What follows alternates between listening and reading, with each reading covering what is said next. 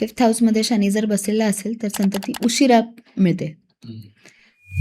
गुरु जो ग्रह आहे हा मोठा ग्रह आहे, खूप मोठा ग्रह आहे. तर त्याच्यावरती शनीची दृष्टी असले, हा मोठा पण आहे आणि गुरुचं काम आहे संतती देणं. जसं प्रत्येक ग्रहाला एक कार्य दिलेलं आहे, सो गुरुला कार्य दिलेलं आहे की तुम्ही संतती बघायची आहे, तुम्ही शिक्षण कसं येणार ते बघायचं आहे. तर संततिकारक गुरु त्याच्यावरती जर शनी महाराजांची दृष्टी असेल, संततीला डिले होणार. संततिकारक गुरु आणि त्याच्याबरोबर राहू असेल, संततीला डिले होणार.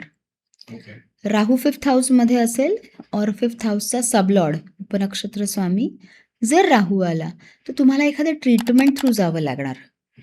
ठीक आहे, कोणत्याही, मग IVF असेल, IUI असेल, अशा छोट्याशा ट्रीटमेंट किंवा आयुर्वेदिक काही पंचकर्म वगैरे, स्पेशली मोठे ट्रीटमेंट्स. जर राहू आला तर तो तुम्हाला काहीतरी वेगळं, विचित्र, डिफरंट करायला लावणार आणि त्याच्यानंतर संतती देणार.